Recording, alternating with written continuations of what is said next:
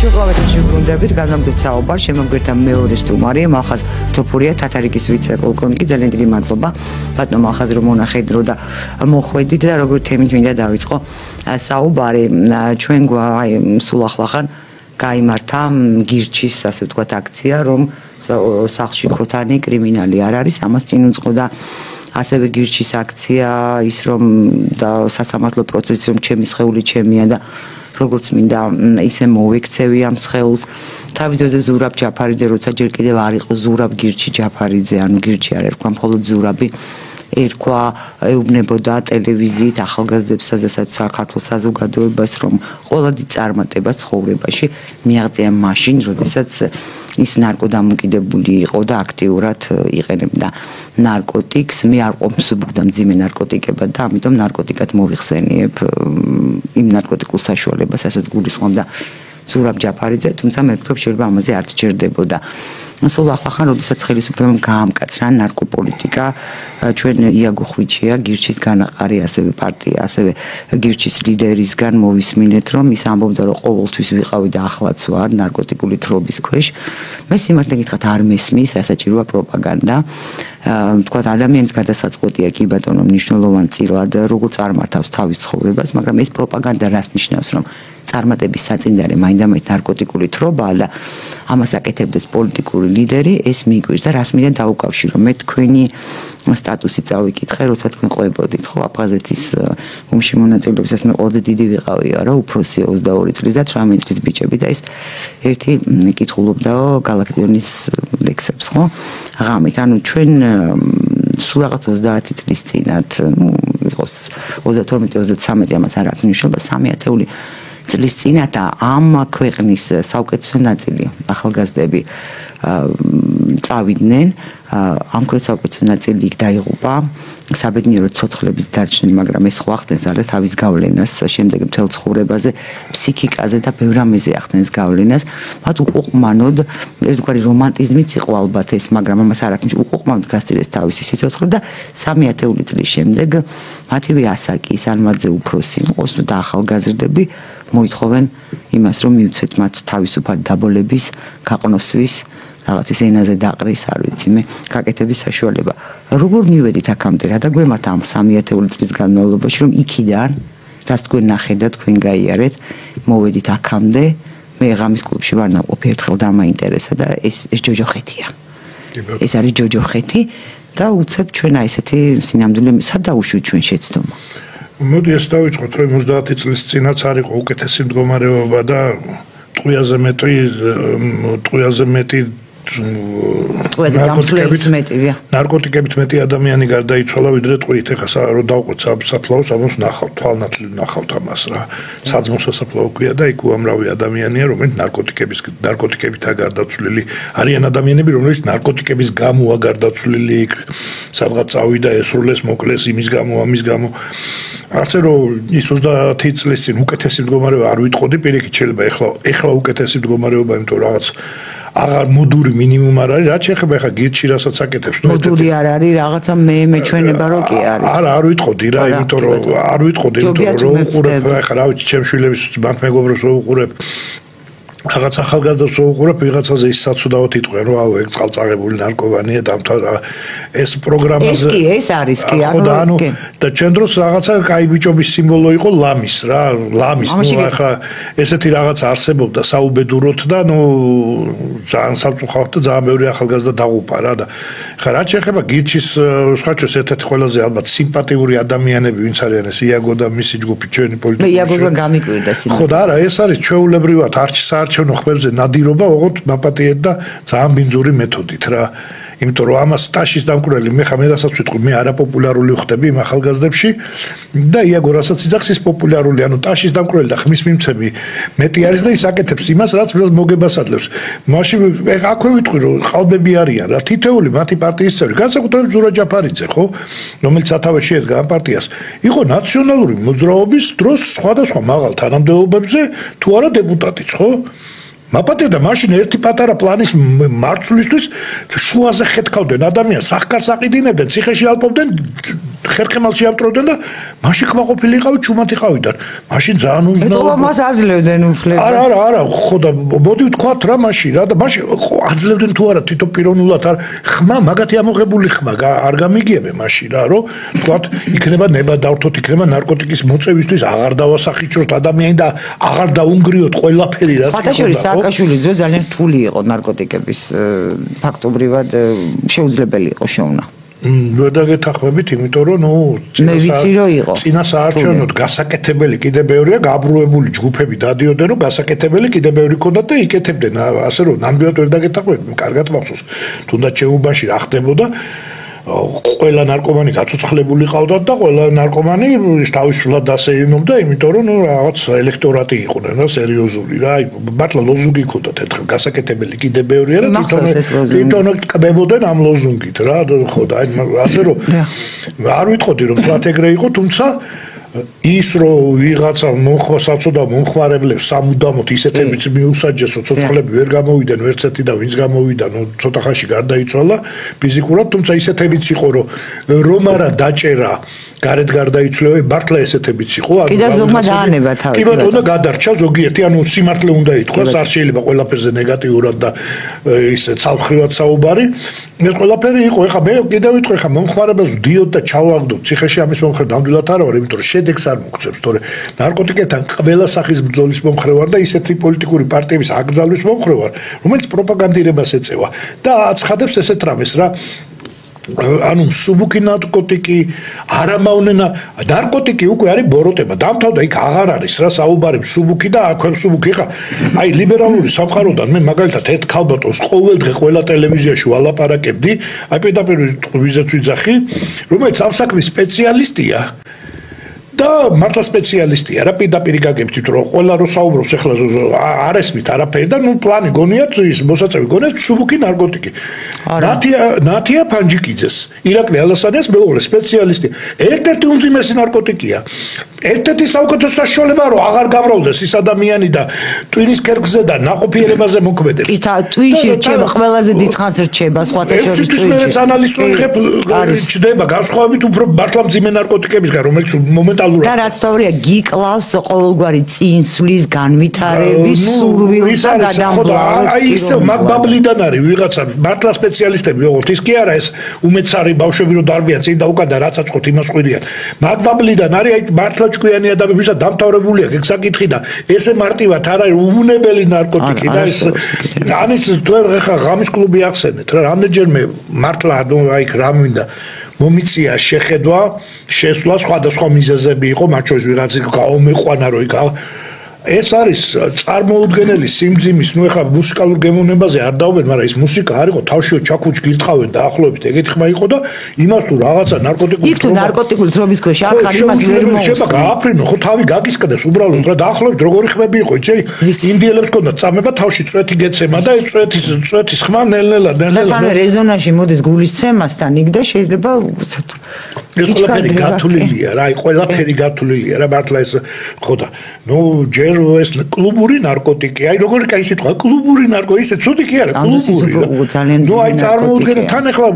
და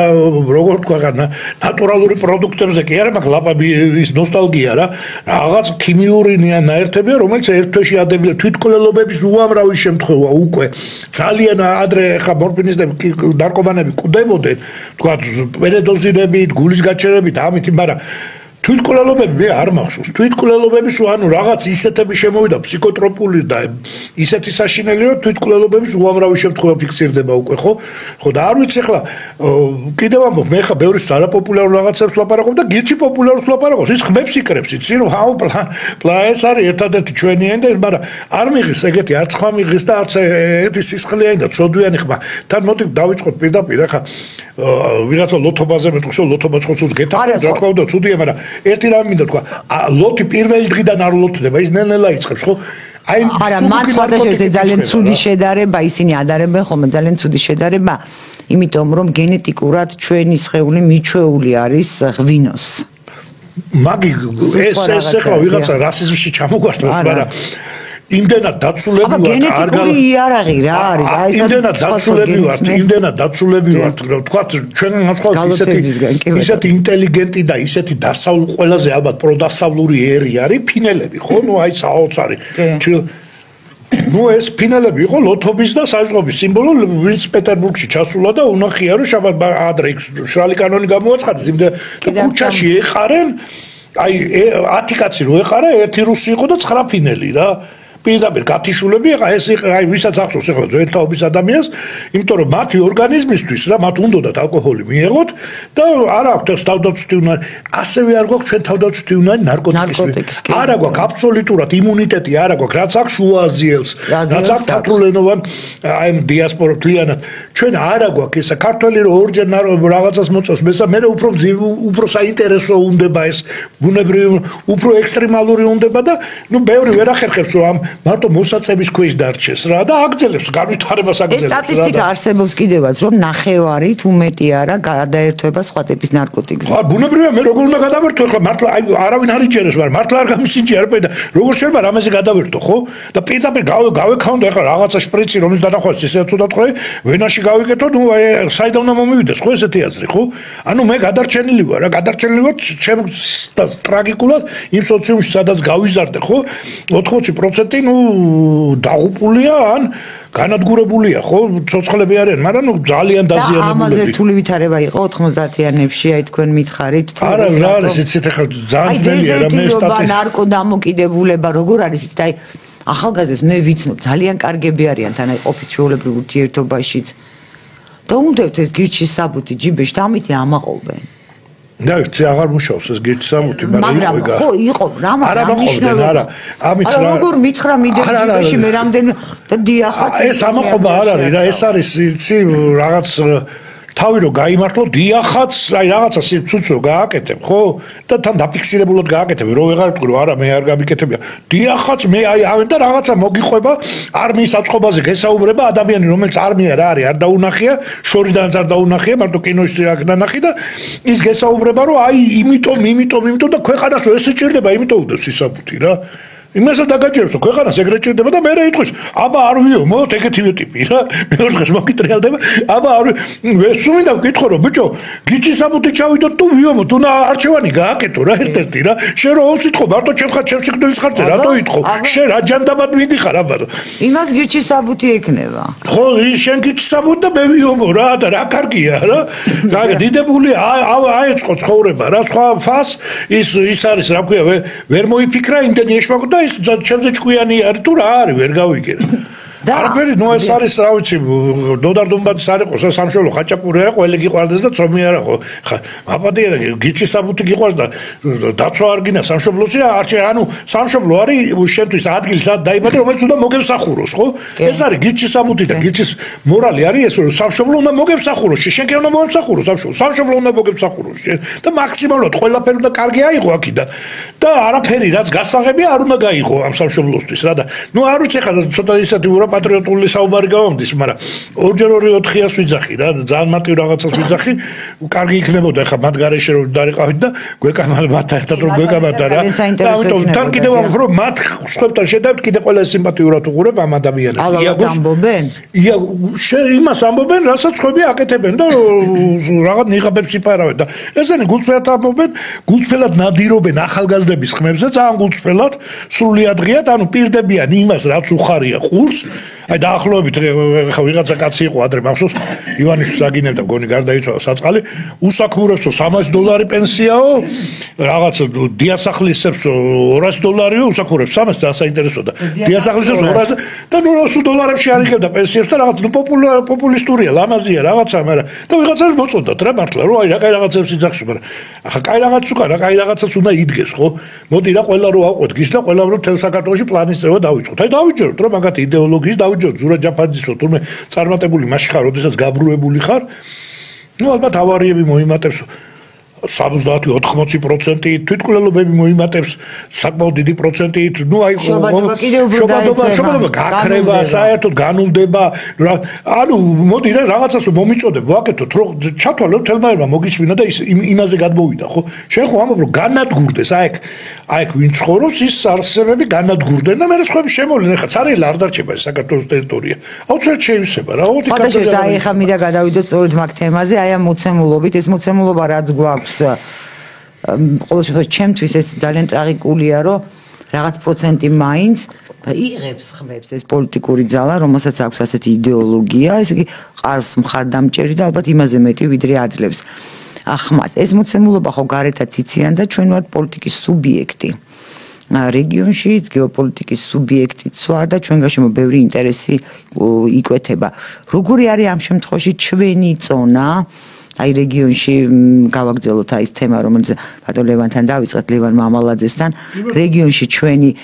წონა და რა როლი შეიძლება ავიღოთ ჩვენ აი იმ პერსპექტივით და იმ მომავლით და იმ პოლიტიკური თქვათ პოლიტიკური პარტიების მოზაიკით რაც გვაქვს. ეს აი საჩოს რამდენიმე დღეა თქვენ ტელევიზიაში კარგად მუსირებს, ძალიან საინტერესო ადამიანები ყავდათ, იგივე ქართველი შვილი, იგივე მამალაძე, აი რასაც მე უსმინე რა, ხა ინტერნეტით უსმენ ხოლმე რა და ძალიან საინტერესო უსმენდი, საინტერესო იყო რა და ერთი რამე მინდა დავამატო რა, ჩვენ წონასთან დაკავშირებით რა. საქართველოს ქონდა დასავლეთისთვის ძალიან დიდი ინტერესი, როდესაც გაჩნდა ტერმინი, რატომაც ეს ტერმინი ყველამ დაივიწყა გუამი თუ გახსოვთ.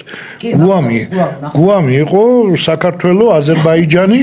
მოლდავეთი და უკრაინა, ამ 4 ქვეყანა დასავლეთმა დადო ფსონი 4 ქვეყანაზე. განსაკუთრებით აქ რეალობა თქვა რა, უკრაინა, მოლდოვა სხვა მიმართულება იყო აბსოლუტურად და აზერბაიჯანი, საქართველო ბმაში. ეხლა რა შეიძლება საუბარი, მოდი აი ცოტა სიღრმისეულად შევხედოთ რა და ეხლა ამერიკა და რუსეთი არსად ერთმანეთს ხლებით არ ეცემიან რა. არ ზარბაზნებით რა. თუ რაღაცა გლობალური და საშინელი მოხდა, ეს იქნება ატომური უბედურება, ხო? მათთვის ყოველთვის ყველაზე მტკივნეულია, როგორ თქვა კუბის კრიზისი იყო მოგეხსენებათ, როგორც აგერ ეხლა უკრაინაში, თქვა უკრაინას თავი დავანებოთ, ეხლა საზღვარი უფრო მეტი მიიღეს ნატოსი, ვიდრე კონდათ, მაგრამ საზღვარი ნატოსი არაა პრობლემა. რაკეტებს განათავსებენ თუ არა, ის არის პრობლემა და ბირთვულია, ეს არის მთავარი პრობლემა და მისაწვდომობა. ხო და მისაწვდომობა რომ გაიზარდოს და ეხლა უყურეთ რუსეთს ჩამოენგრევა მთლიანად ყველაფერი თავდაცვითი თუ უცბად შუაგულ რუსეთში და შუაგული რუსეთი ახლა რუკასო დავხედოთ კასპიის ზღვაში გაჩნდა გემი რომელიც იქნება ნატოს დაქვემდებარებაში ეს იქნება ტრაგედია ამდენი წელია იყო ნატოს ოცნება კასპიის ზღვაში შესვლის იქიდან შუა აზიის რესპუბლიკები, რომლებიც რუსეთის ჰეგემონები არიან, როგორც ახლა ყაზახები გაუბრაზდნენ ეს ყველაფერი, ნუ მაინც ის არის ხა ამერიკული არ არის ყაზახეთი რა, ყოველ ჩინური შეიძლება უფრო იყოს, ვიდრე ამერიკა. ქვემოდან ანუ სამხრეთიდან ირანი და აღმოსავლეთიდან აზერბაიჯანი, ხო? ანუ ყველაზე სუსტი წერტილი რო შეეღწიათ რუსეთის წინააღმდეგ, დასავლეთის თვალით თუ იყურები ახლა რა იყო ეს საქართველოს აზერბაიჯანი. როდესაც აზერბაიჯანმა სომხეთის დაბრუნების, ყარაბაღის დაბრუნების მიზნით პრორუსულ პროტურქული ორმხრივი თამაში გააბადა დასავლეთს ხელი დაუქნია რა, მათ შორის საფრანგეთ დაუპირისპირდა ძალიან უკვე საქართველოს დაკარგა ბუნებრივად ინტერესი რა. ჩვენთან არც ფერადი რევოლუციის მოწყობის სურვილი, იმიტომ რომ საჭირო იყო, როდესაც არანაირი ინტერესია ეხა ბორჯომის ხეობაში დასასვენებლად არავის არ ჭირდება რა და სხვა მხრივ რისთვისაც საჭირო იყო ეს გამავლობა საქართველოზე, რომ კასპიის ზღვაში ჩასულიყო, ანუ თუ აზერბაიჯანი და თურქეთი შენია და შუაში სომხეთი და საქართველო და არც ერთი არ გატარებს რა აზრი აქვს, ხო? აუცილებლად ეს ბმა იყო აუცილებელი. დღეს გაჩნდა ისევ ამის პერსპექტივა და თქვენ წარმოიდგინეთ ეხა ისეთი პერსპექტივა გაჩნდა რომ შეიძლება საქართველოს ისევ გამოტოვებული იყოს ამ მასში იმიტომ რომ არსებობს ზანგეზური რომელსაც მოდი პირდაპირ ვთქვათ რა ბევრი ამბობს რომ აზერბაიჯან-თურქეთის უდიდესი ინტერესია ყველაზე დიდი ინტერესი ისევ და ისევ სომხეთისა ამ შემთხვევაში იმიტომ რომ სომხეთი ყველანაირად თამაშგარეთ რჩებოდა და უცბად ხდება გამავალი რაღაცის უცბად რამდენიმე ქვეყნის ინტერესი და იმაზე რო ლაპარაკი რომ აი გოგავა საუბრობდა და ყოველთვის ძალიან საინტერესო ანალიზები აქვს და მან თქვა რომ ბაზის გაკეთება აზერბაიჯანშიო. უბრალოდ ბაზის გაკეთება არ იქნებოდა პრობლემა თუ რაკეტებს რუსეთი არ დაადგმევინებს ბუნებრივია და ეს არა, აქ არის თურქებმა რომ აზერბაიჯანში ბაზა. ხო, აზერბაიჯანში თურქეთის ბაზა სამხრეთით. მაგრამ უბრალოდ ბაზა და რა დიდი ბაზაც არ უნდა იყოს, რა თქმა უნდა, სერიოზულ რაკეტების შეყვანაზე იქ არ შეიძლება საუბარი იყოს, ეს დაუწერელი კანონი აქვს რუსეთ-ამერიკას ერთმანეთში ურთიერთობისას. აქ არის საუბარი კიდევ ვიძახი ზღვაში, კასპიის ზღვაში ჩასმი უკვე ცურავი საშუალების ჩასმის. ეს არის უკვე არღვევს რუსეთისთვის ბალას, აი რადიკალურად უარყოფითისკენ, იმდენად რადიკალურ უარყოფითისკენ, აი კუბას არ ქონდა იმხელას ხიფათი ამერიკისთვის, რამდენადაც ამ კასპიის ზღვას ეკნება თუ იქ ნატომ ჩექმა ჩადგა ესე ვთქვათ რა. ხო და აი კიდევ ამბობ იმდენად ვითარდება ან ზანგეზურის ის მეორე ვარიანტიც ირანთან რაღაც უცბად ძალიან დატკბა ამერიკის შეერთებული შტატები ხო ანუ სათადარიგო ვარიანტებსაც გაუგებრად უცბად დატკბა ხო აი მე ბევრი ვეცადე ხალ და ირანიც გაუგებრად აი მე ვერ მოხდი იმეცნიერების მოშორება უნდა საქართველოში ჩვენ ყავს საქართველოში ანალიტიკოსები რომელსაც ყველაფერი იციან მე საბჭოხავთ არ განვეკუთვნები ამ ანალიტიკოსებს რომელსაც ყველაფერი იცის და რაღაცებს ვერ ვიგებ ხოლმე რა და გულწრფელად ვიძახი რომ ვერ გავიგე ყველაფერზე პასუხი არ მაქვს რა მართლა ვერ გავიგე ეს ომი ან დაწყება რა იყო ან დასასრული რა იყო თან ახლა ვიგებთ სხვადასხვანაირ კონფიგურაციებს ხო სამკუთხედებს მაგალითად აზერბაიჯანი და თურქეთი გასაგებია ერთენოვანი მოძმეერი ბიძაშვილები ხო ესე ვთქვათ რა გენეტიკური ბიძაშვილები ხო ამ დროს ირანში არსებული უფრო მეტი აზერბაიჯანელი ვიდრე თავად აზერბაიჯანშია ხო ჩრდილოეთ ირანში ეს ირანისთვის ანუ ერთის მხრივ შეიძლება მტერი იყოს მეორეს მხრივ შეიძლება პირიქით მოყვარე იყოს ხო ამ დროს აზერბაიჯანის საუკეთესო მეგობრობა ირანის ყველაზე დიდ მტრებთან ეს არის ისრაელი და ეს არის მოდი პირდაპირ ვთქვათ მუსულმანურ სამყაროში ეს თურქეთი რომელიც აი ისტორიული მტერია ხო ეხა ირანი და თურქეთი და აი თქვა ერთ-ერთი სამტრო იყო საქართველო რა ვისი უფრო მეტი უნდა ყოფილიყო ირანის თუ თურქეთის აი ესაც კი და სხვა ჩვენს რამდენჯერმე ჩვენმა მეფეებმა ეს ფაქტორი კარგად გამოიყენეს სათავისოდ თუ განსაკუთრებით გიორგი სააკაძე შეიძლება გამოყოთ რომ ბევრი ლავირება მოახდინა ამ თურქეთს და ირანს შორის ასე რომ საქართველოს როლი იმიტომ კი არა რომ ჩვენ ამე შეგვიძლია ხო ავტომატურად ხან იზრდება ხან კლებულობს რა ჩვენ განვიხილებთ ახლა ერთ-ერთ ვარიანტად იმის და მიხედვით როგორი არის დიდი მოთამაშეების როლი მე მაგას ხან ამისთვის ხარ საჭირო ხან იმისთვის იცლება ხო სომხეთ და აზერბაიჯანშიც იგივე ხდება კი ბატონო კი აი ძალიან საინტერესო კიდევ ვიძახი იმიტომ რომ იქ ერთმნიშვნელოვანი ერთადერთი შეგვიძლია ვთქვა რომ აი დის ინტერესებშიც ვრჩებით მეგობრულ ინტერესებში და არა იმიტომ რომ განსაკუთრებული სიყვარული აქვს ქართველებისადმი ეს არის ჩვენ და საუბედუროთ ერთადერთი დიდი სახელმწიფო ჩინეთი ჩინეთის ინტერესებში ვრჩებით და ვრჩებით ეს არ გადის რა მოდიდან არ გადის ჩინეთისთვის მოდიდან არ გავდივართ რა და სჭირდება ბევრი გზა სხვა შორის გარკვეულწილად ევროკავშირიც მინდა ვახსენო დადებითად იმიტომ რომ ჩინეთ ევროკავშირი რომელიც ამერიკის შეერთებულ შტატებს სრულიად არხიბლავს ეს პერსპექტივა რომ მათი სავაჭრო გზები სახმელეთო გზები განვითარდეს აბსოლუტურად არხიბლავს ეხლა მე რო ვიყო ამერიკის პრეზიდენტი აი არც ჩინეთ და ევროპის განვითარების მომატებას რაში უნდა მაწყობდეს ხო აბსოლუტურად კარგავამხელა ბაზარს და მით უმეტეს საზღვაოებებს კლებულობს რაც დიდი ბრიტანეთი და ამერიკის შეერთებული შტატები აკონტროლებენ ხო ასე რომ ცოტა უცნაურ მდგომარეობაში ვარ ჩვენ ჩავარდნილი და ეხლა გამოჩნდა ლევანი საუბრობდა სხვა შორის გაკვრით ხო რუსეთის მხრიდან გამოჩნდა რასაც მე ადრე აი ბევრჯერ ვიცახოთი რა ჩვენი მეორე ვარიანტი ესე იგი ეს ჯვარი რომელიც საქართველოს ეს არის აბრეშუმის გზა და ეს არის ჩრდილოეთ სამხრეთის გზა ეხლა ეს გზა ჯვარედინი არის მრავალმხრივად საინტერესო რა პირველი ეხლა რუსული გავლენები გაიზრდება მე არ ვთვლი რომ რუსული გავლენა რომელიც არ მინდა რომ გაიზარდოს კი არა რაც არის და ის ბაზები მინდა რომ გავიდეს საქართველოსთან ეხლა ვიღაცა შეიძლება მომიტრიას და რუსეთუმე ხარ მითხას მაგრამ არანაირ რუსეთუმე ვარ პირველი დღიდან ბოლო დღემდე ვითხოვ ერთად რუსული ბაზები საქართველოსთან უნდა გავიდეს არ უნდა იდგეს და თვლის წინვალში რაც დგას არ უნდა იდგეს და აფხაზეთში დგას არ უნდა იდგეს ის რუსებმა უნდა გაიყვანონ ეს არის კეთილმეზობლობის და ერთადერთი თუნდაც ჩვენგან გარანტია რომ არანაირი ბაზა აქ სამაგიეროდ ნატოზე უნდა მორჩეს ლაპარაკი და ნატოს ბაზებზე და რაღაც არანაირი სხვა ქვეყნის ბაზა აქ არ უნდა განთავსდეს ეს უნდა იყოს ურთიერთ დათმობითი პოზიცია ხო მესმის რომ რუსებს არ ემეტებათ გაყვანა იმიტომ რომ ოღონდ თავიანთ ჩექმა ჩადგან მაგრამ უკაცრავად რა აღარ ახარ იმ მდგომარეობაში იმ პრივილეგირებულ მდგომარეობაში სუთითი აბრახუნო მაგიდაზე რა უკვე საქართველოს უჩნდება ბუნებრივი პარტნიორები სხვა ქვეყნების სახით რა როგორც მეზობლების ახლო ისე შორეული, აი ბუნებრივი პარტნიორები, როგორც თურქეთს მაგალითად ძალიან უნდა თავის ბაზები საქართველოში გქონდეს, მაგრამ ვეუბნები თურქეთს რომ მოდი მე რუსულ ბაზას მოგაცილებ და ნუ შენაცდები რა რომ ჩამიდგა რა რაღაც შენი რა და ამიტომ ეს დაბალანსების პოლიტიკა ძალიან მნიშვნელოვანია. ეხლა რაც შეიძლება ჩრდილოეთ სამხრეთს მე ერთადერთ გზავს აფხაზეთის დაბრუნების ერთადერთ გზავს ხედავ. მოდი ერთ მოღალატეობრივ ნაბიჯს გავიხსენებ, რომელიც მნიშვნელოვანია ამ თემასთან რა. თუ გახსოვთ სააკაშვილმა რუსეთს რომელსაც ძალიან ესაჭიროებდა ეს გაერთიანებულიყო მსოფლიო სავაჭრო ორგანიზაცია სჭირდებოდა საქართველოს თანხმობა. კი, მე მახსოვს და ამერიკის შეერთებული შტატების სააკაშვილი ხო და თავის ბანდით იყო პიარის მამა რა, ძალიან ძლიერი იყო პიარში. და ისეთი რამე გითხრა ქართველებს რომ მე დიდხანს უკრავდი მიშას მაშინ ტარს, რომელიც არასოდეს არ მიყვარდა, რომ მეთქი რა მაგარი რამე მოიგონა ამ კაცმა რა. რა შემოგთავაზა მიშა? სამაგიეროთო, ჩვენო ჩავდგავთო ფსოუს იქით ამხრიდან ქართულო. ანუ ჩვენ გავაკონტროლებთ ვინ შევა აფხაზეთში და ვინ არჩევა ქართულ რა ქვია იმ გასაკონტროლო გამშვებ პუნქტს. კი ბატონო. და მეთქი აი მიშა ხო არ მიყვარდა რა არანაირად და მეთქი აი მიშა სააკაშვილს ისე დაგვავიწყა რომ ეხა არჩენა გახსოვდა ეგ 1000 ეს შეპირება რო თქვით გამახსენდა ხო და ეს იყო რუსული კარტი გაათამაშა ოღონდ ჩვენ რო რაღაცა უნდა მიგვიყო ჩვენ არაფერი არ მივიღეთ და რუსება იმან რა ქვია რუსება მიიღეს ყველაფერი თქვათ რუსული კარტი ეს არ იყო იმიტომ რომ პირველად საქართველოს თქვა უარ მე ესე მახსოვს თქვენ შემისწორეთ